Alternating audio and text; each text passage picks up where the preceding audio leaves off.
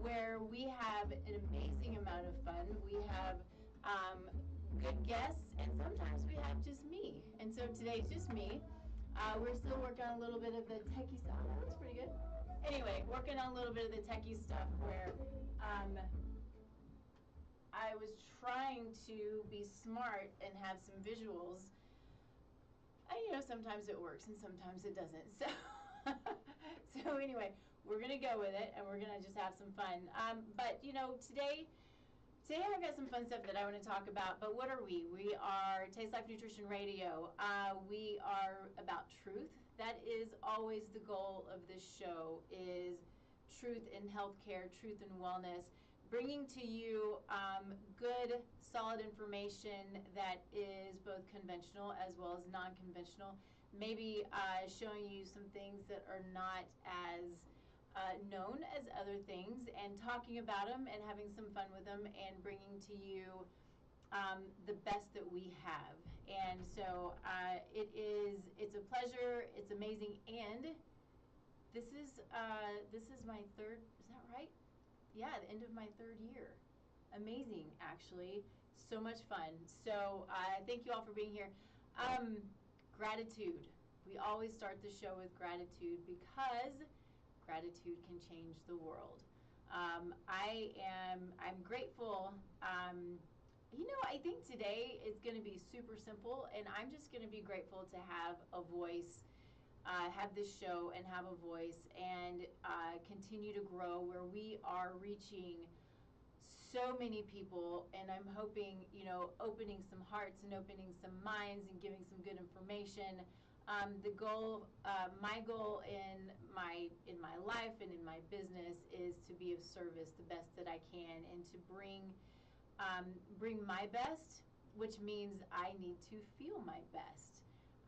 And so I work really hard on myself. I work really hard with and for my clients, because the goal ultimately is to empower people to live their biggest and their best life, so that they can do the big things that they're intended to do. I've been in a situation myself in my not so distant history. Thankfully, it's history, where I dealt with pain for me it was a significant amount of time. It was a good solid 2 years, and the lack of understanding of the whats and the whys and the hows, and where it came from and what was happening, and being frustrated and confused. And everybody had an answer, but nobody had the answer that was right for me. And I know what that's like. I know what it feels like. I know what it's like to be overwhelmed. I know what it's like to be scared and anxious. I am not a naturally anxious person, but when you get to a point where you don't know if there's a potential that you're not going to be here anymore, right? It's a very bizarre thing, especially at a pretty young age. And when you don't know what's going on, that's where your mind goes. Your mind goes to what if it's the worst thing, and I had doctors tell me, they didn't know what it was, and scare me with, an example I had. Go this way. Okay, thanks. Let's see, I'm going to fix this. If we're going to move, I'm going to fix this a little bit if possible. All right, so anyway, so I went to a doctor who said, because I was dealing with it was a chronic headache, and it was 2 years, and I didn't really come to the show to really talk about my story, but why not, right? Anyway, it was a 2-year headache, and it was constant all day, every day, nonstop. And so I had one of my doctors tell me that to make sure that I'm watching myself for symptoms of a stroke, because he had an admin who had a headache and then died of a stroke. I was like, all right. I mean, I know these things happen, but it's really scary, and it puts a lot of pressure, a lot of fear, a lot of anxiety, a lot of frustration on that situation. And so I say all of this for one because I'm grateful that I'm out of that. I'm grateful that I'm able to tell the story. I'm grateful that I understand now what it was and what was going on, and grateful to be in a situation now because I wasn't in nutrition at the time. I certainly didn't know anything about functional nutrition or functional medicine. Did not see functional medicine doctors. I don't, I think it was still so new. This was back in 05, 04. And so, and I think that I want to say functional medicine and nutrition started kind of taking hold in the late 90s, I think. And so anyway, it's the story of me that brought me to where I am now, and brought me to, in so many ways, brought me to this show and to helping people and working with people and being a partner in their health journey and being a guide and being a lover of research and data. And I'm talking about true research, real data. We have a lot of fake research and a lot of fake data out there to push agendas along that maybe aren't the best agendas. And so I think that it's important to be aware of that. Know where you're getting your information, know how you're getting your information. And so that goes back to why we do this show, why the show is so much fun.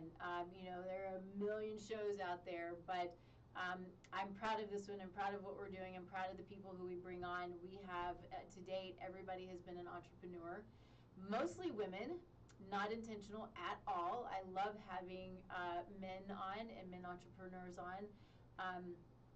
But it is a fun thing. And, really, I'm surrounded by women entrepreneurs. It's just the way that it goes.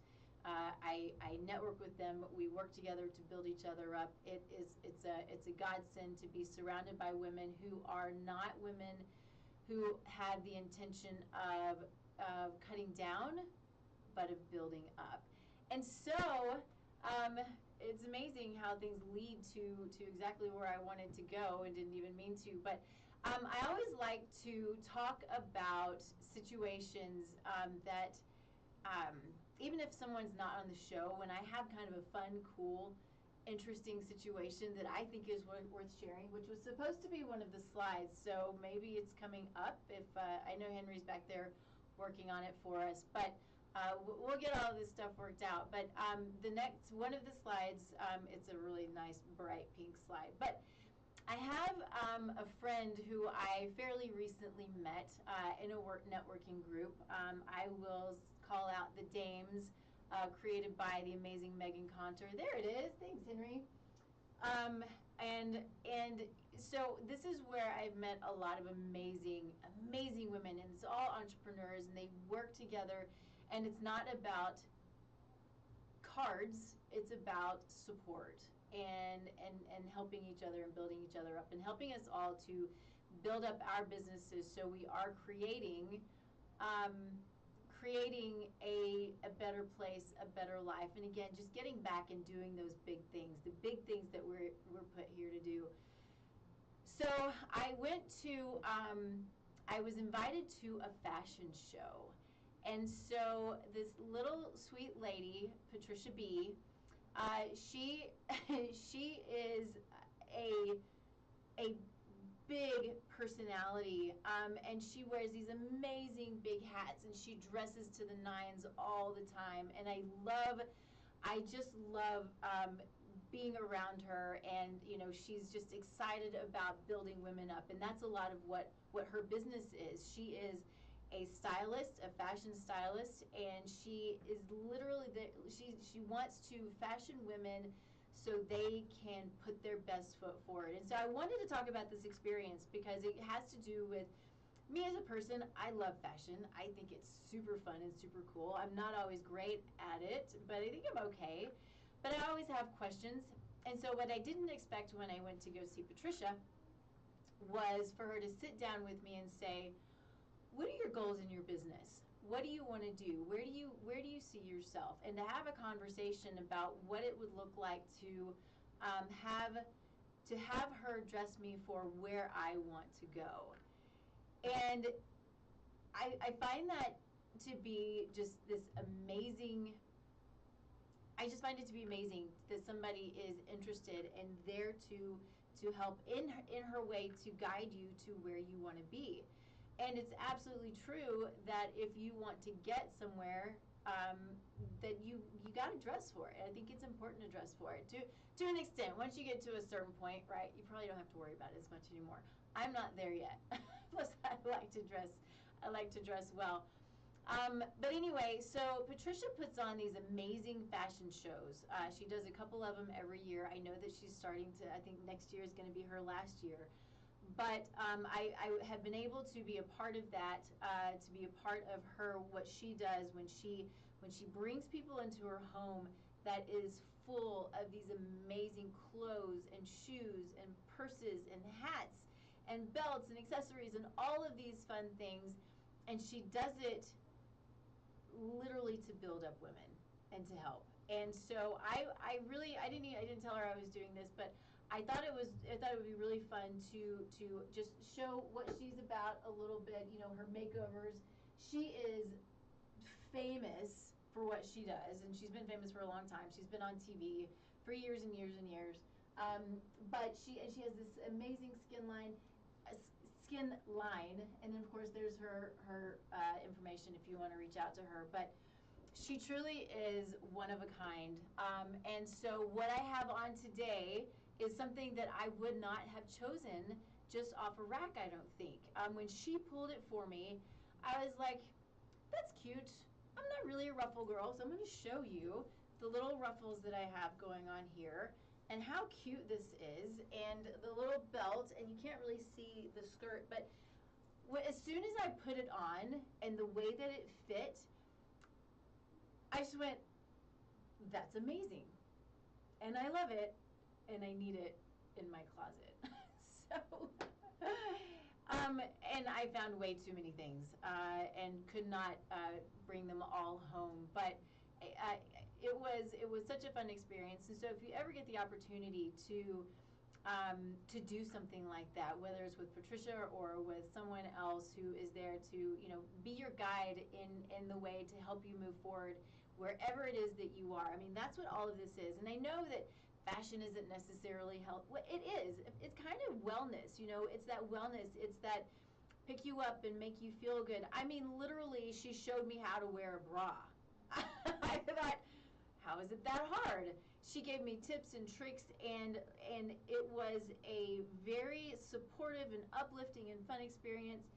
And I think that when sometimes a lot of us, and I find this in my practice, I'm going back now to a little more of the disempowerment that a lot of us experience in our worlds when it comes to our health, or maybe the way that we look, or maybe our discomfort, and maybe the things that we know, and we you know, we all are living and dealing with these fears and insecurities is really a big part of it. The insecurities and finding ways to combat the insecurity and whatever that looks like for you, because what I know is it is disempowering, and when we don't have answers, it's disempowering. When we're not feeling well and we don't have answers, it's disempowering.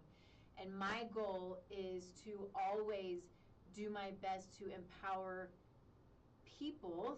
You know, I work mostly with women, but empower people to understand what it is that they're dealing with, what they're going through, and move through it, and find their team to allow them to move through it. And you know, I empowerment, you know, I talk about gratitude can change the world, because I absolutely believe it's true. You know, that prayer and meditation and that gratitude. One of the things I want to say before I forget, I recently was watching some, you know, video, whatever it was. I think it might have been Abraham Hicks, but anyway, and she said that, you know, you might wake up in the morning and be grateful, or you might wake up in the morning and not be grateful, and you might be just as mad as when you went to bed. And it's because you went to bed mad, or you went to bed fearful, or you went to bed negative, instead of being in that place where, you know, going through your list, whether you're writing it down or whether it's during your prayer time. That tends to be when I do it. I'm saying my prayers, and I am going through the things that I'm grateful for, the big and the little and the everything. And I do that, I don't write down things as much as I should maybe, but, while I'm in bed and as I'm praying, it's just my gratitude as part of my prayer time. And I find now, because this is another thing that stuck to me, or stuck with me, was that as soon as you wake up, there's 17 seconds where that thinking of what you're grateful for, as opposed to all of the things that you have to go through the day, it will change the trajectory of your day, and it will bring the goodness and the health. And when we have that gratitude, there's just that much more that's going to come to us, and I fully believe that to be the truth. And I believe that I believe that God is always guiding us, and I'm grateful. I'm grateful for that, right? So anyway, back to just being empowered and finding that time to when you go to bed, what are you grateful for? As soon as you wake up, what are you grateful for? Because when we're dealing with frustrations in our health and frustrations with our insecurities, it's these times of gratitude that are going to help get us through. Because then we find our quiet time and our prayer time. And I had one of the guys who used to have a show on the station told me one time, and I loved it so much, that prayer is talking to God and meditation is allowing God to talk to you. And I find that to be interestingly truthful, because when I'm quiet, those are the times when I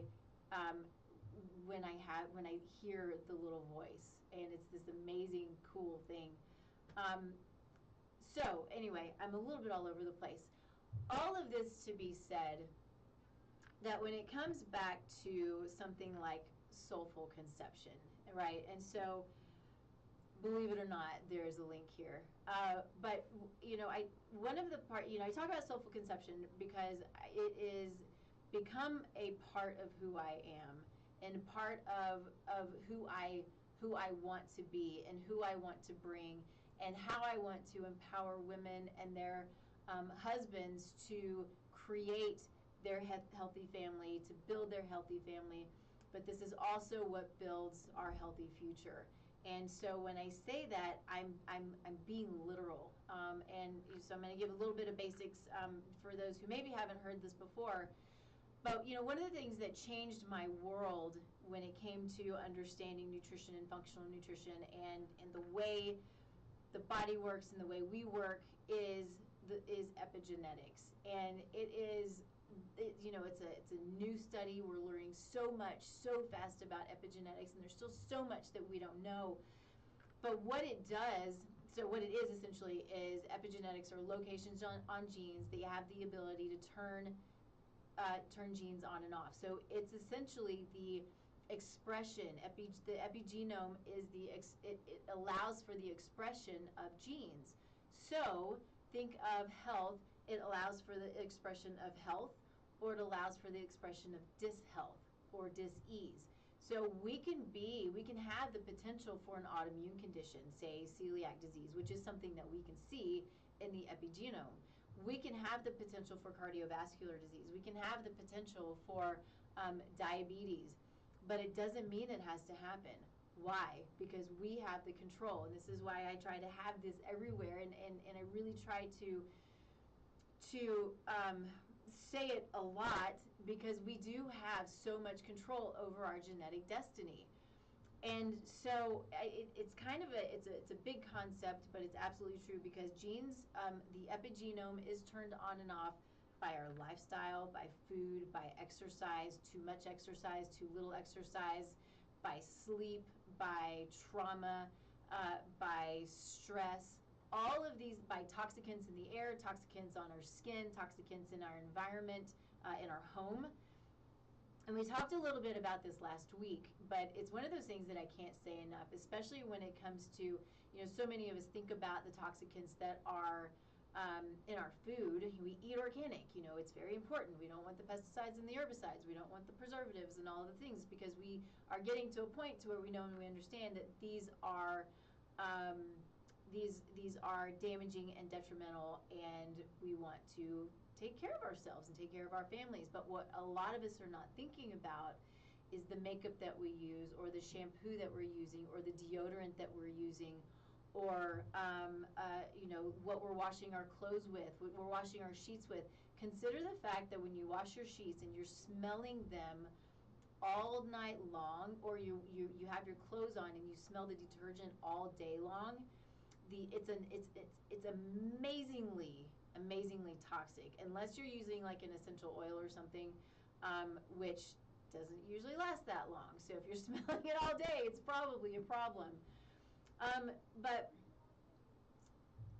all of that too is, the other things that can be toxic for us, and that have the ability to turn on and off genes, is stress and our emotional responses and our negative self-talk and the things that we go through in life. They have found, and this is way outside of what I know, but I know this to be true, that they have found the trauma gene. I would imagine there are multiple trauma genes, but we can see it as it has moved down from generation to generation, especially when it comes to, I think, the Jewish people and all of the terrible things that went on with the Jewish people. But that's what we're seeing now is, and when I say we have the ability to affect 7 generations ahead, that's one of the things that I'm exactly talking about. Those genes can be turned on,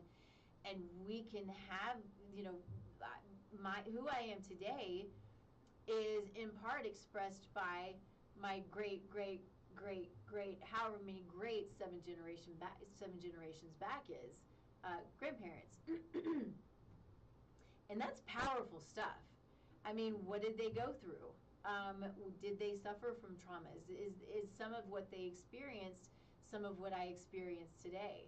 And I also, I'm very keenly aware that I am genetically predisposed to autoimmune conditions, to cardiovascular disease. It's all in my family. But what I know to be true, which is the coolest thing. This is the coolest thing about nutrition and about the having some sort of understanding of the body, is that we do have this control. We have so much control over how our genes express later on, and do we actually have some form of cancer, or do we not? Do we express with an autoimmune condition, or do we not? I know that I have potential for celiac disease. I know that I have potential probably for rheumatoid arthritis and things like that. It's all in my family. I see the autoimmune, and specifically I see the celiac. But I know how to mitigate that. And there are things that are outside of my control, yes. What's outside of my control is when a traumatic experience happens to me. Sure, that is outside of my control, but how I manage it, the help that I get for it, those are the things that I have control over. Other things that are outside of my control are the toxins that are in our air. It's such a shame. I think of my husband who's from Kansas, and it's this beautiful open farmland from, wherever, just all over Kansas. I'm sure if you've been to Kansas, you know how flat it is. But it is, you've got the golden wheat, the way of the wheat and the whole thing. He's a KU grad. But it is loaded with pesticides and herbicides. I just imagine how these farmers, how sick they are and sick they can be, and imagine that being passed down from generation to generation, because that's what's happening. Imagine that what you're doing today, that your health today, whether you're dealing with an autoimmune condition, whether you're struggling with brain fog, whatever it is, something is in there that's creating a symptom. Something is in there. Your body is talking to you. And that's what I like to tell people is, you have a symptom, it's that knock on the door. The body's like, okay, I can't do this anymore. I'm trying to give you a heads up that I now need you to take control. And so we got to figure out what that looks like to take control. And so is it, mitigating your stress response? Stress is good to a degree, but it's not good chronically, and will create, stress. I've said this before, but stress literally shrinks the brain. And, it creates, all kinds of biochemical imbalances, and it is, it's going to, at the very least, it's probably going to make us gain weight. And it's a huge problem. And so mitigating stress, and stress on the body can come in so many different forms. And so think about this, because really stress is like, I think I'm told, when I do my seminars and conferences and that kind of thing, stress is like the number one most damaging issue that we deal with. But what does that really mean? Stress comes from the toxicity in our environment, the toxicity in our body. Stress comes from trauma. Stress comes from an argument with our spouse. Stress comes from eating the wrong food, the preservatives, the chemicals, all of the things. That all is a stress. And imagine our consistent inundation of stressors every single day, from the blue lights on our TV, from the blue lights on our computers and on our phones that we're on all the time. A total side note, but I was talking to a client, and he said he's not able to sleep very well. And, he's got some stuff going on. There's some things that we certainly need to deal with. But I said, okay, so are you watching TV at night? I said, yeah. So he's not going to sleep till like 4 o'clock in the morning. And he's young. It's what you do. But anyway, point to all of that is, I said, are you on your phone? Yes.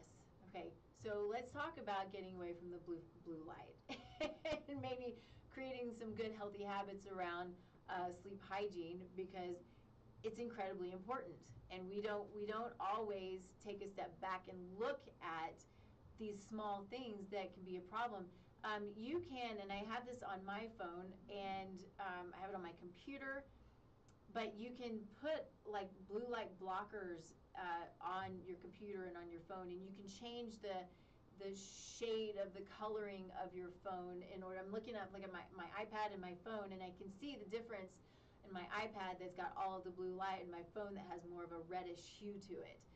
So it's not as hard on the body as the blue light is, and it's really, it's a real problem, and can interfere with, it can interfere with fertility. It can interfere with just sleep and all kinds of stuff. So taking that to heart, and going back to the ability that we have to control so much of what's in our environment and to control our health, which means that we have control over our future in many, many ways, and we have control over the health and the future of our children and great grandchildren.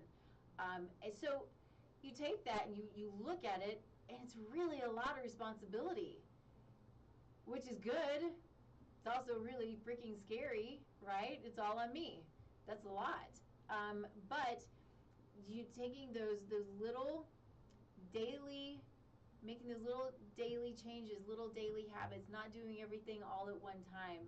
That's something that I have to work with my clients, because sometimes there's a lot that needs to be changed. There's a lot that we need to do and a lot that we need to work on. But what can we do to make it manageable, to keep stress levels fairly low, to allow for the body to make the changes, and at the same time, though, to do enough where we're making big enough changes that are motivating, right? So somebody comes to me and they're dealing with, some kind of autoimmune condition that's creating, pain. So think of rheumatoid arthritis, think of ulcerative colitis, things like that. That can be really debilitating and really frustrating, really, really difficult to deal with.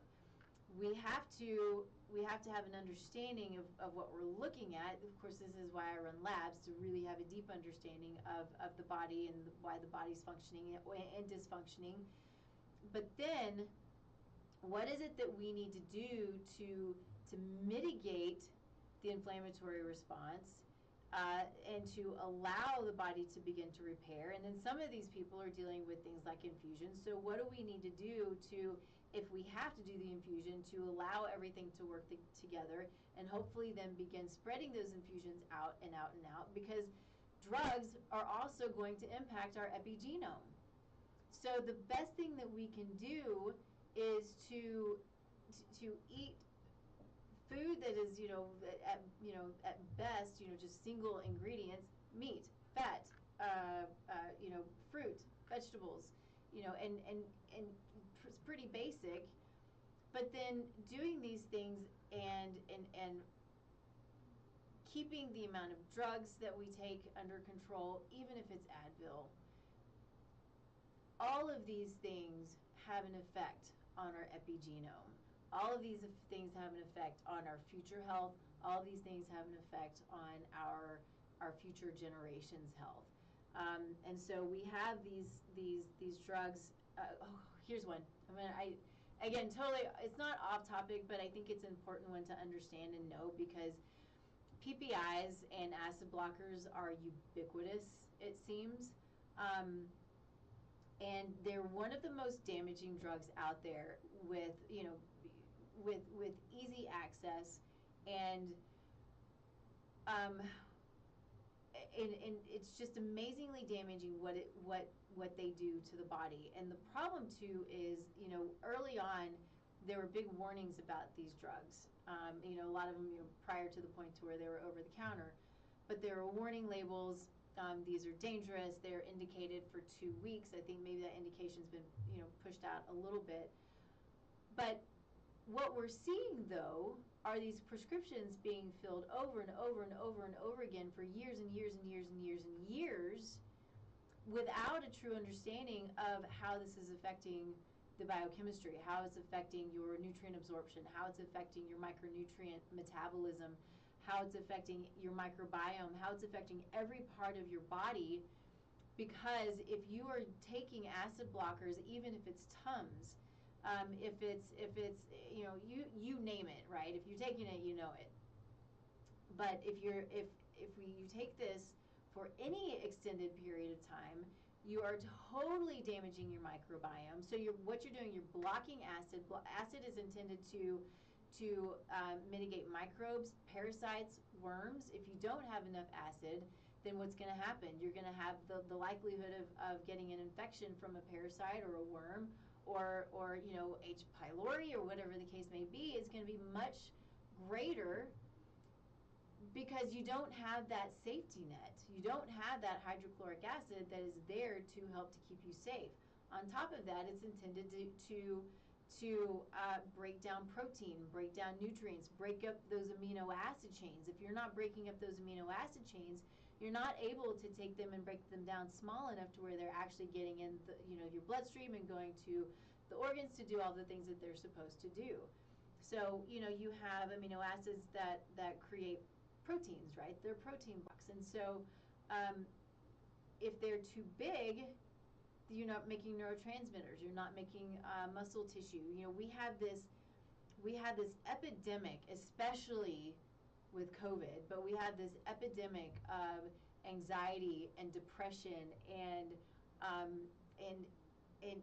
so much of it, I believe, is due to things like these acid blockers. We're not getting the proteins that we need, or the amino acids that we need to produce and to create our neurotransmitters. And then at the same time, these acid blockers, they affect the microbiome.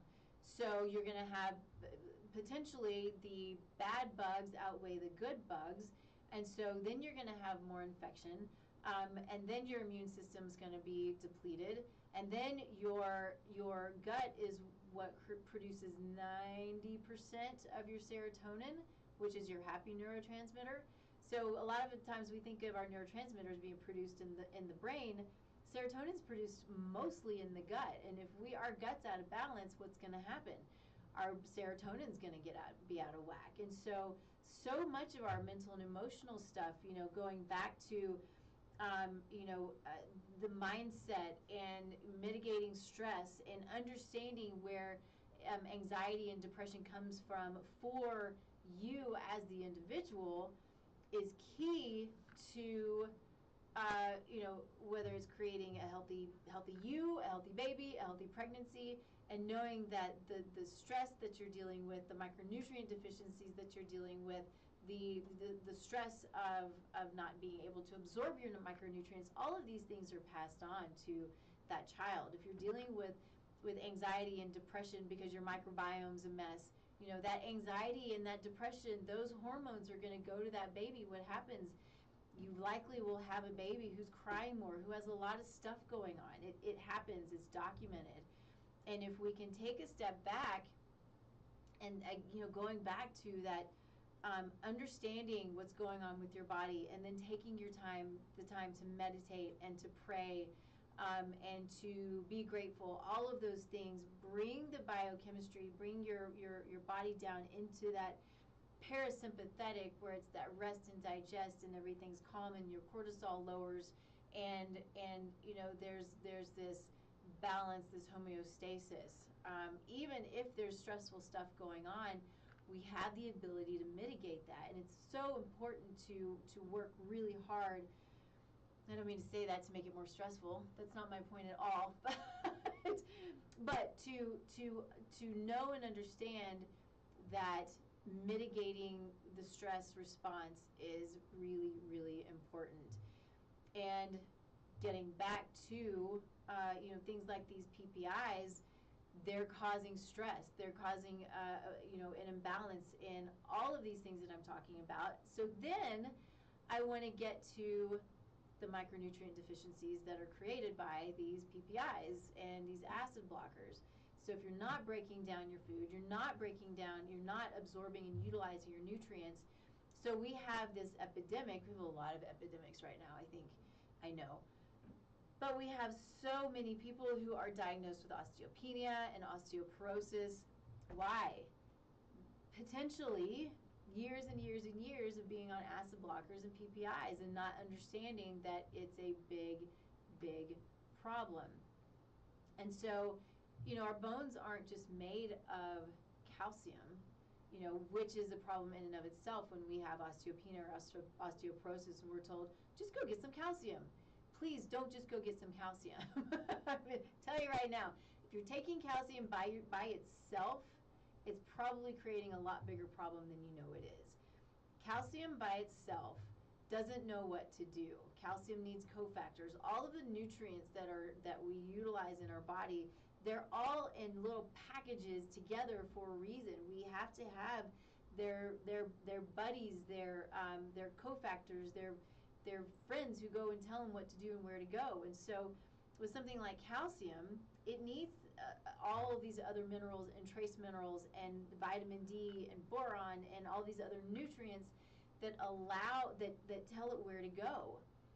And so if you're taking PPIs and acid blockers, it's probably not going anywhere. But then if you start taking calcium by itself, then what does it do? It doesn't know where to go. So it sits in breast tissue, it sits in brain tissue, it sits in cardiovascular tissue, it sits in kidney tissue.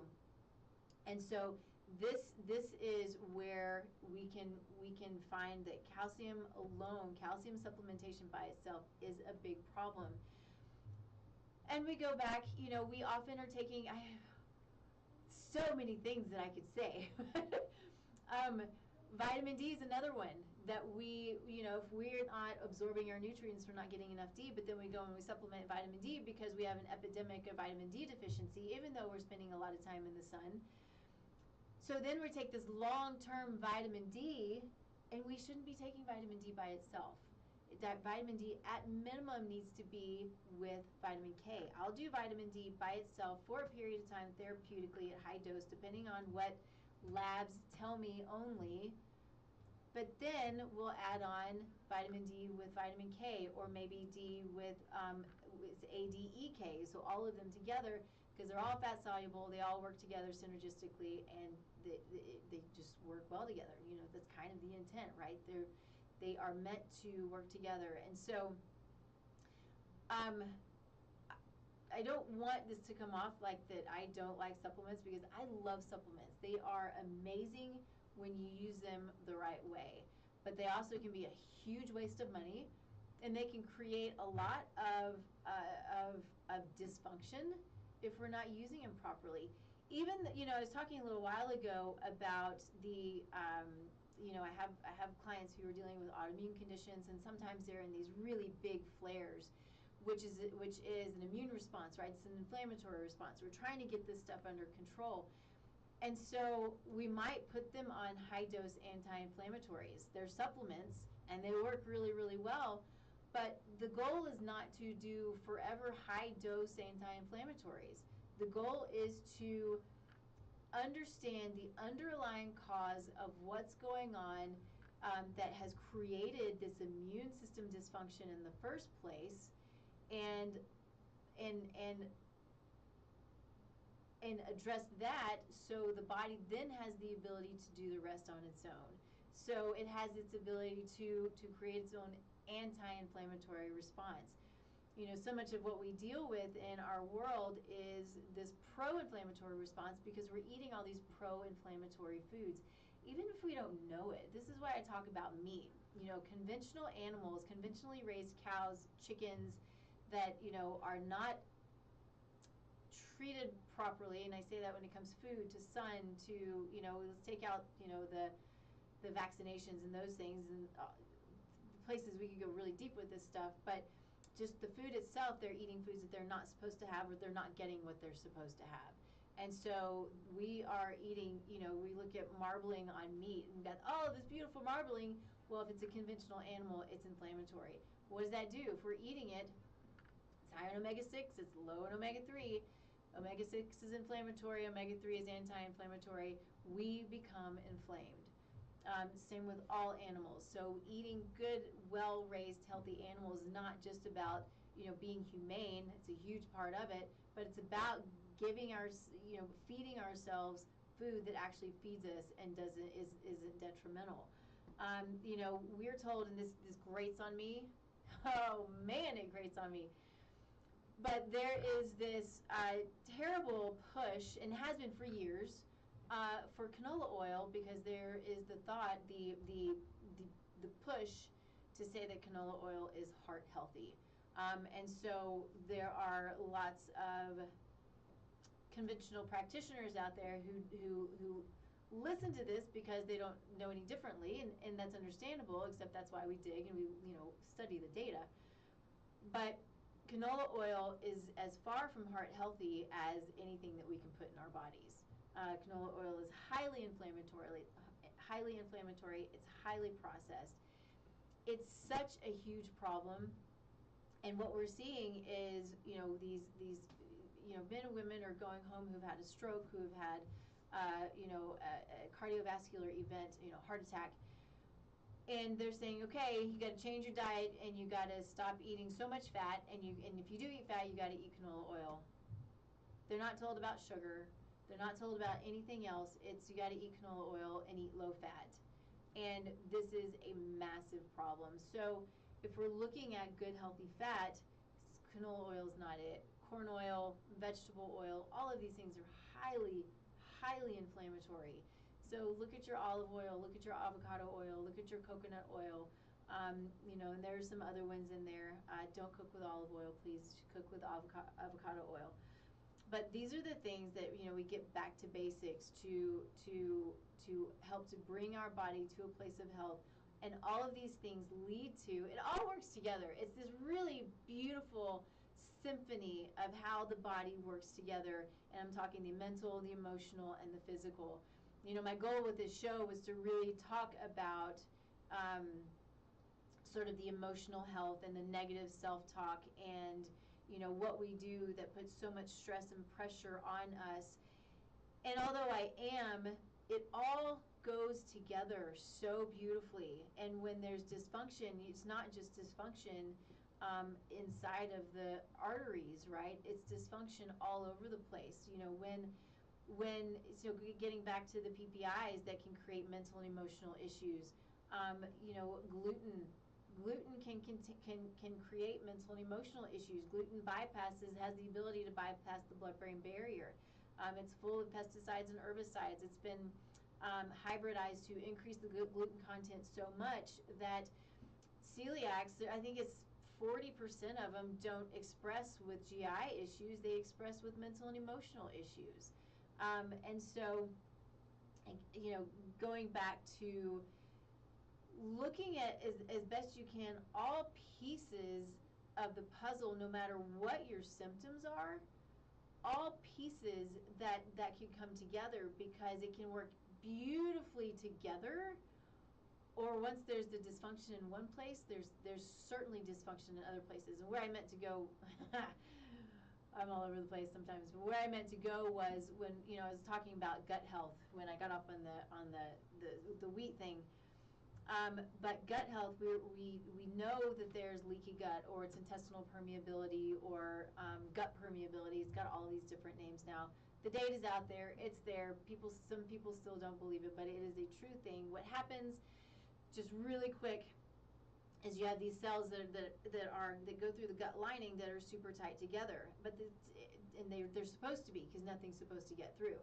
And so one of the points I want to make here is you have this lining all throughout the body, inside and outside, the epithelium, the endothelium. You have this lining all throughout.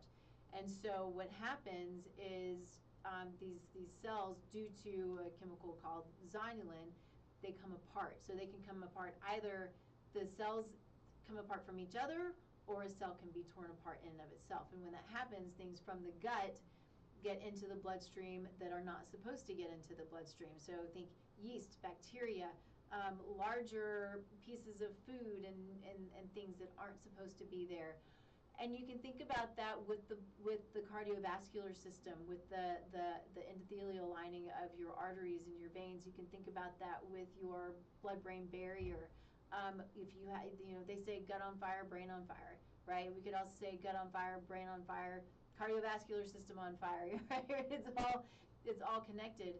And so, we want to look as deep as we possibly can at all of these things, to have a good understanding, at least as best as possible, so we understand, what is creating the anxiety, what's creating the depression. Please remember that anxiety and depression aren't a lack of Prozac or whatever, Wellbutrin, whatever it is you want to bring to the table. It's a symptom. All disease is a symptom. Disease is a cluster of symptoms, and so yes, they can be called a disease, but what if this cluster of symptoms, and I'm going to say, I'm going to get specific about it, but what if this cluster of symptoms that we called a disease was actually something else? But we call it this disease, and we treat this disease, and we don't get better. And so I say this very specifically to give an example of this. Is someone who maybe has been diagnosed with ALS or Parkinson's or something like that, and so that's how they're treated. But if you go back to the functional approach, and anybody can take this, is always asking why. Dig. Don't stop with, okay, I have this disease, that's all I can do about it. There's a reason. It's a symptom. It's your body trying to talk to you. There's a reason for it. So what if you start asking those questions, and you continue to dig, and you don't settle for this is what it is and these are the drugs that I have to take. You keep looking, you keep searching, you keep finding your team, you keep building. What if then they find that it is actually Lyme disease? This is a true story. And this can happen, and it happens a lot. And so Lyme disease can mimic all kinds of different things. So whatever it is that you're dealing with, and including struggling, I keep going back to the fertility thing, and the preconception care and planning, because this is soulful conception. This is, all of the things that I do and want to do with soulful conception. But all of these things are included. So many of my clients who come to me, they're struggling not only with getting pregnant, but with the autoimmune condition, or maybe it's an undiagnosed autoimmune condition. We happen to find it. Or there are these symptoms that the body is like, I'm not ready to get pregnant because I'm trying to figure all this other stuff out over here. So, what if we can take that step back and look at all of these things, and again, I'm going to say build a team to give guidance, people who you know and trust, who will continue to ask why with you and for you, right? That's really is key.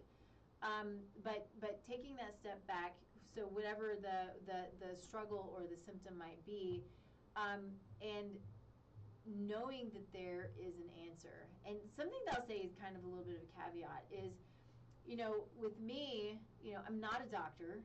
I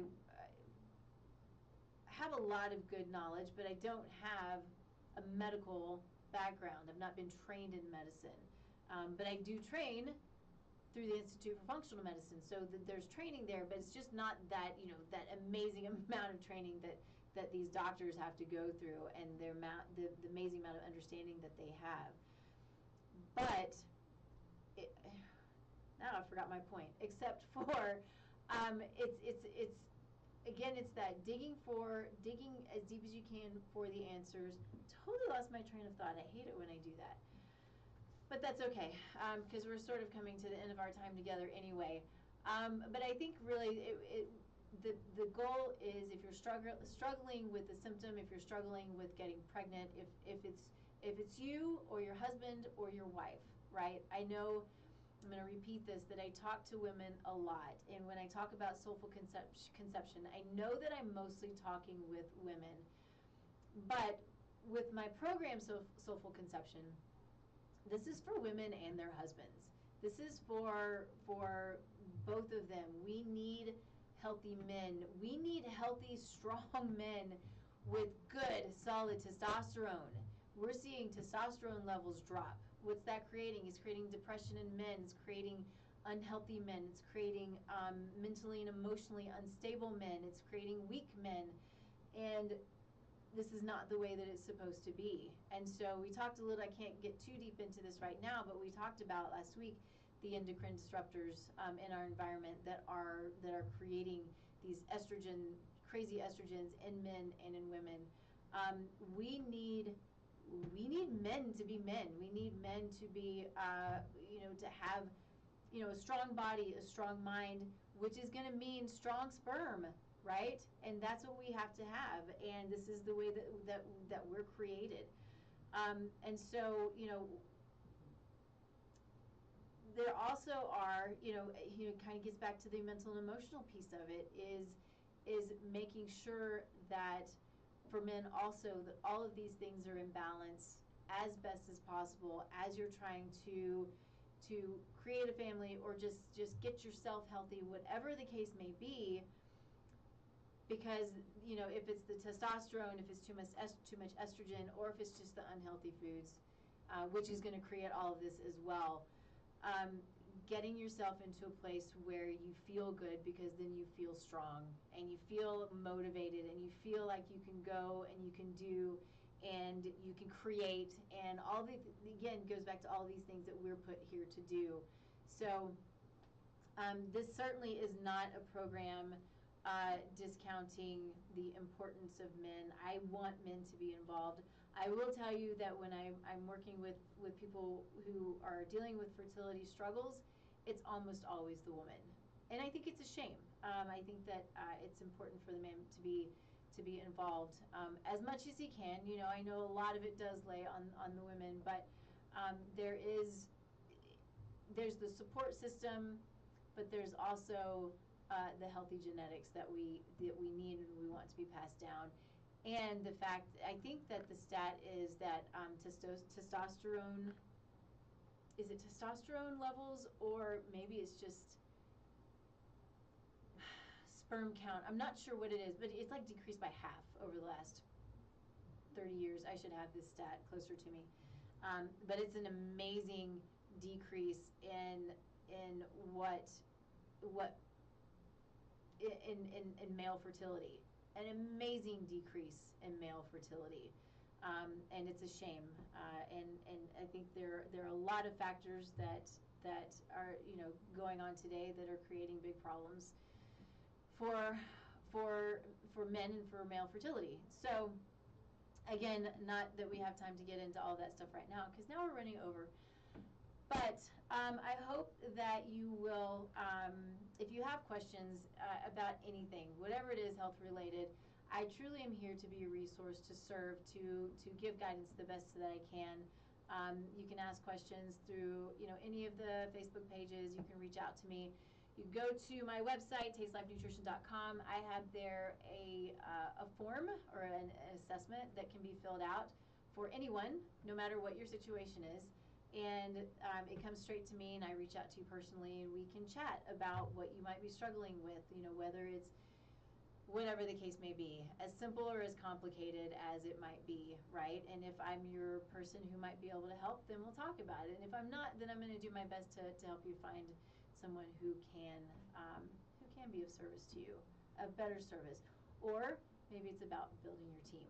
I think we all, as healthy or as unhealthy as we might be, building your team of people who are around you to support you mentally, emotionally, physically, I think is just really, really important. One of the most important things that we can do. So you can find me, all the social media is tastelifenutrition.com. Of course, I have some of this on my personal Facebook page as well. The Instagrams, all the places. So reach out. I'm here. I'm here to answer questions. I'm here to give as much as I can give and support, and just have as much fun as I can possibly have with this show. So if you do have questions also about soulful conception, you're going to hear a lot more about this. This is what I have discovered. It's what I've discovered to be my calling is the empowering of couples to create healthy kiddos and a healthy future. I am in awe of the lack of health that we're in today. As much information as we have, and as much knowledge and connection and guidance as we have, the amount of mental and emotional disorders that we're dealing with, the amount of immune insufficiencies that we're dealing with, the amount of and I say that because it's all encompassing. It's cancer, it's cardiovascular, it's all of the things, right? It's an immune deficiency, insufficiency, and the inability to deal with the inundation of things that are in our environment.